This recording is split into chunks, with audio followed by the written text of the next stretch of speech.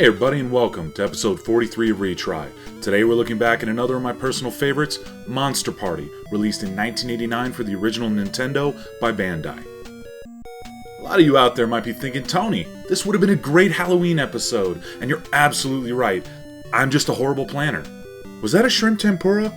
Oh, outstanding, a bleeding onion ring. You know you're in for something special when bloody food comes rolling out right at the start of the game. I really gotta try here not to spend the entire episode talking about this opening story, but seriously, it's one of my favorites all time. It's right up there with Blaster Master. So, basically, Mark is our hero, and he's on his way home from playing in a ball game.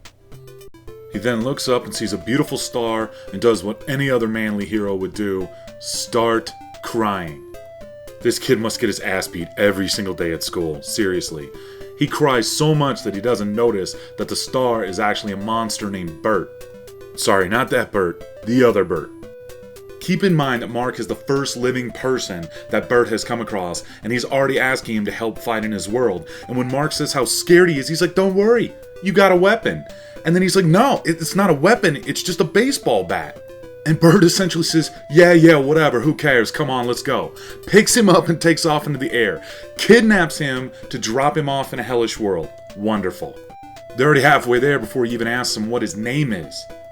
So while they're already on the way, Bert's like, hey man, it's getting kind of dangerous, so we need to be a team. Let's form up. Oh man. So Bert basically connects with the first child, the first living creature he comes across, and, I don't know, goes inside him. If that doesn't just blow your damn mind, well, get ready, because here's the actual game. You have your bat, which you can use to hit enemies, and you can also use that bat to knock back projectiles. This kills enemies in one hit if you can pull it off. Swing your bat, kill enemies, go into rooms, find bosses, and after you beat all the bosses on a level, you get a key and can move on. Hello, baby. Dude, did that plan seriously just come on to me?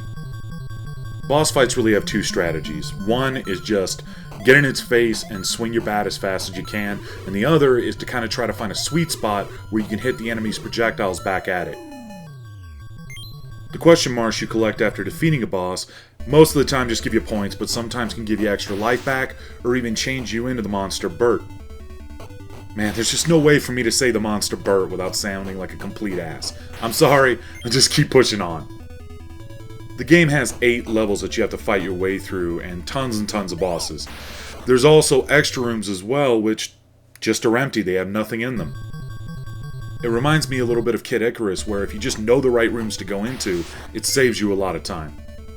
The title of this game always threw me off a little bit as a kid. I mean, shouldn't it be called like Monster Attack or something? You have no way of knowing that Bert's the good guy. You could just be going to this dude's planet and killing all living creatures that are trying to have a good time. Now it's time to show you boss number 2, one of the best bosses in the game. That's right, he's already dead. I mean, who told you that? Was it the fly or the dead spider? It's just great, you just stand there, do nothing, get your power up, and move on. Right about now when I was a kid, I was thinking to myself, hey, this is kind of weird, but it's not like Milon's Secret Castle weird, it's just kind of bizarre. And then you get to this. Yeah, I mean, I really can't even make fun of it. The world turns to blood. And I just want to point out, Bert just grabbed the first child he saw and put you in this nightmarish hell, thinking, well, I mean, I suppose there's a chance he could save the world, but most likely, he'll be dead and I'll get to eat him. So against this jerkweed, you pretty much just have to mash the buttons as fast as you can. If you've got Turbo Fire, I highly recommend using it. Don't expect any skill play here. When I was a kid, I had no clue how to dodge this guy's attacks, and even now, I'm a grown man, I still can't dodge it. It's just turbo fire the whole way. Since this is the last boss I have to beat for this level, after killing him, you see I got the key to move on. Although this game has a lot of trippy enemies that's all its own, like the eyeballs or the legs sticking out of the ground, it also has a lot of classic monsters as well. In this game, you have to slug it out against giant spiders, zombies, vampires, dragons, even mummies. Tons of classic fantasy villains are here, all trying to kill you. Thanks, Bert. If I'd known that, I probably wouldn't have come.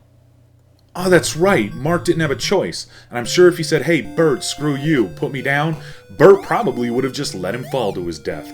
So this is pretty much the only way you're ever going to get home. You know, Bert, I don't think it's a good idea for me to help you. I'll drop you off at your house. Can I change my mind? Nope. Dickweed! Monster Party had passwords, one of my favorite features in classic games. Sure, this game is insanely difficult, but you could just hammer away at it, get as far as you could, save your password, and then take a break and come back a few days later. On to level 2 and one of my favorite moments. Yeah, bash your head against that pipe. Whenever I start to hate this game, bash, bash, bash, bash! Yeah, makes me feel better. I don't intentionally do things in pairs, but it just sort of works out that way sometimes. Monster Party was actually released by Human Entertainment, who also did my recently reviewed Kabuki Quantum Fighter. After playing through a ton of that game, I can definitely say they have a knack for the insane and bizarre. I want to say a little bit about my favorite monster in the game. No, not the blood belchers there. That. The mermaid. Fish head on top, women's legs on the bottom. Every time I play this game, every time I see that enemy, I can't help but think of the Red Dwarf episode, Better Than Life. It's Miranda, my girlfriend! Woo! Somehow I'd imagine she'd be a woman on top and a fish on the bottom. No, that's the stupid way around. Indeed, Cat. Indeed. I haven't really mentioned crouching, and this is why. What does that look like to you? Seriously.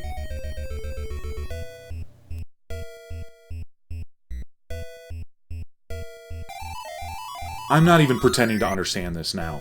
So either by getting a question mark, or a drug, a pill, that enemies sometimes drop, you get to bring the monster Bert who's inside you and bring him on the outside.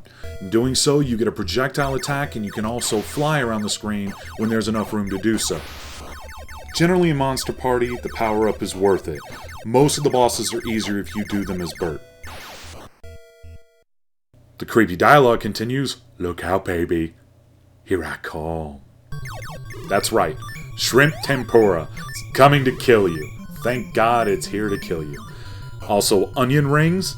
And that's not even where the madness ends. You have 3 bosses to fight through on this one, ending with deep-fried meat on a stick.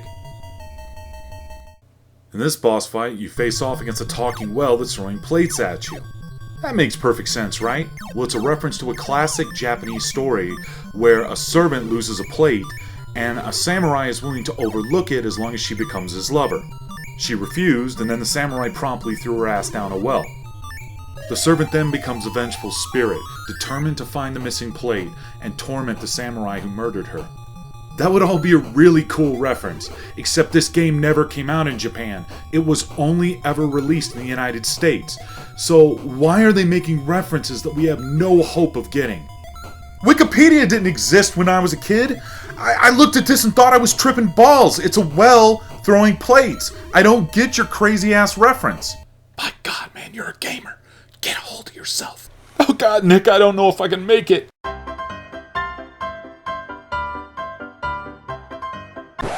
Stop humping the floor. Finish the review, or I'll take you to the dark place. No. Oh God.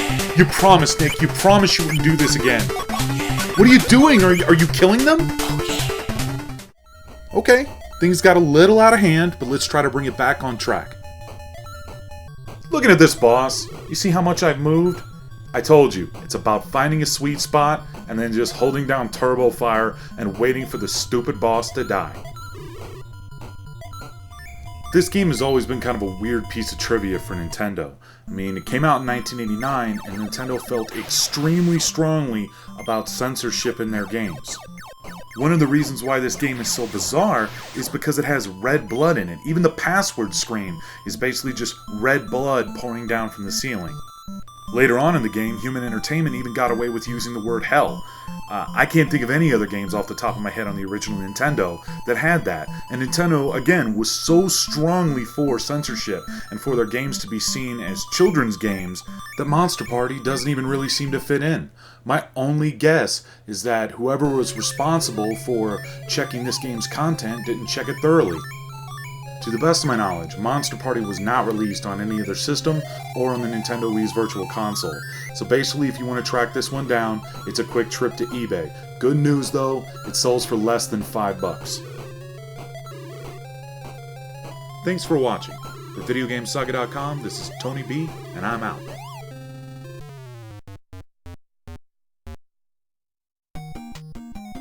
Retry? You know it.